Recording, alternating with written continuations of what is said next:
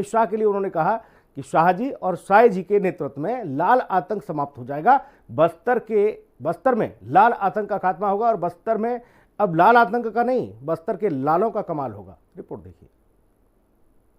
आज दिल्ली में एनडीए शासित राज्यों के मुख्यमंत्री और उप मुख्यमंत्रियों की बड़ी बैठक हुई, जिसमें तमाम विकास कार्यों की चर्चा भी की गई। इस पर ज्यादा बातचीत करने के लिए हमारे साथ छत्तीसगढ़ के डिप्टी सीएम विजय शर्मा मौजूद है। सर, हिंदी खबर पर आपका बहुत बहुत स्वागत है। आज बड़ी बैठक हुई जिसमें लगभग 20 सीएम डिप्टी सीएम शामिल हुए। सबसे पहला सवाल यही कि क्या कुछ इस बैठक में सामने निकल कर आया, क्या वो महत्वपूर्ण मुद्दे थे जिन पर आज चर्चा की गई? ये ना बड़ा ही अच्छा प्रयास है और माननीय प्रधानमंत्री जी की उपस्थिति में ये बैठक होती है। सभी प्रदेश अपने प्रदेशों में किए हुए किसी नवाचार से परस्पर एक दूसरे को अवगत कराते हैं, प्रेजेंटेशन देते हैं उसका। कहीं नवाचार हो रहा है मतलब उसने नया कुछ सोच करके नए कॉन्सेप्ट पर काम किए हैं, अगर वो तो किस लेवल तक वो चीज पहुंची, जब ये बताते हैं तो दूसरों को सीखने का बड़ा अवसर मिलता है। इसके साथ ही साथ माननीय प्रधानमंत्री जी का मार्गदर्शन मिलता है और उनकी गजब की सोचने की शक्ति है और गजब की कल्पना शक्ति है। वो हर एक विषयों पर इतनी गंभीरता से, इतनी गहनता से सबके बीच विषय रखते हैं कि उनके एक एक लाइन पर मैं सोचता हूं कि महीनों काम किया जा सकता है। सर, आज एक बहुत बड़ी और खुशी देने वाली खबर सामने आई कि भारत जापान को पीछे छोड़ा, जो चौथी बड़ी अर्थव्यवस्था जो है वो बन गया है। ये प्रसन्नता का विषय है और भारत आने वाले 2047 तक दुनिया की सबसे बड़ी अर्थव्यवस्था बने, उसके लिए हम सब कोशिश कर रहे हैं। कोई लोग मजाक उड़ाते हैं, कोई विपक्ष के लोग हैं जो उस पर तंज कसते हैं। आज का दिन उनको इस बात की ताकीद करने वाला दिन है, समझाने वाला दिन है कि भारत सब कुछ कर सकता है। सर, छत्तीसगढ़ का नाम लेते हैं तब नक्सलवाद जो है सबसे पहले हमारे दिमाग में आता है, लेकिन तस्वीर अब बदली है।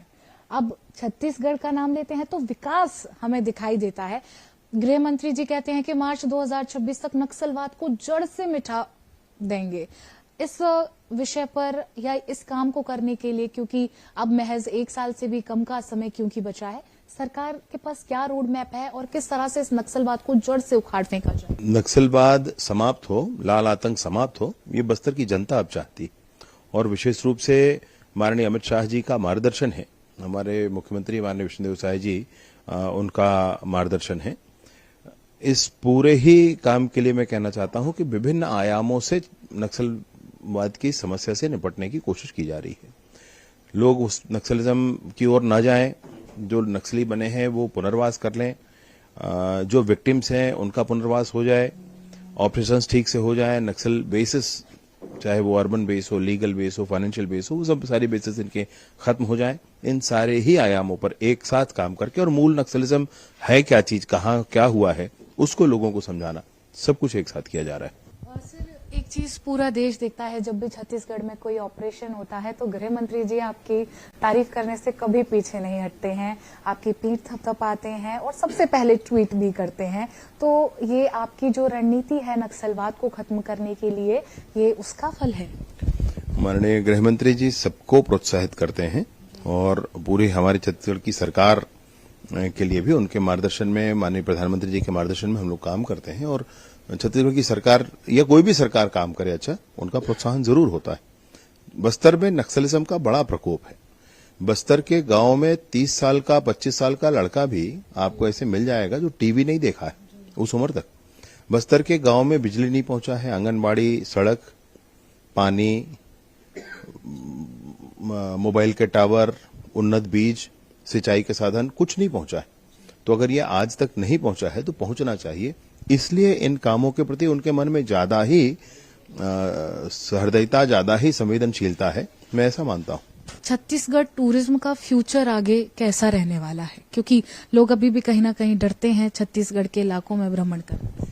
मैं आपको और आपके माध्यम से सभी को यह कहना चाहता हूं कि अगर किसी पैकेट पर आज आपको बस्तर लिखा दिखता है तो आप ये मान लीजिएगा कि ये बस्तर की शुद्धतम चीजें हैं जो आपको मिल रही हैं खाने के लिए। और वो चीजें हैं जो जिस पर कोई केमिकल नहीं है, कोई फर्टिलाइजर नहीं है, वो सीधे जंगल से आ रही हैं। हमारे बस्तर के एक मंत्री हैं केदार कश्यप जी, मैं उनके साथ बस्तर के दौरे पर था। तो मैंने कहा कि आम खरीदना है भाई, खरीद कर खाना है। तो उन्होंने कहा कि आप, ये फर्क इतना ही है, वहां आप लोग ये सोचते हो कि आम खरीद कर खाना है और बस्तर का आदमी सोचता है आम तोड़ कर खाना है। इतनी प्रचुरता है। तो वो सारी पवित्रता, सारी शुद्धता बस्तर के उस सारी चीजों में आपको मिलेगी। तो चाहे वो खाद्य पदार्थ हो, चाहे वो पर्यटन का विषय हो। बातचीत करने के लिए बहुत शुक्रिया। कैमरामैन दीपक रामपाल के साथ समीक्षा चौधरी, हिंदी खबर, दिल्ली। और चलिए आगे बढ़ेंगे। ग्रेटर नोएडा के वेस्ट सावेरी इलाके में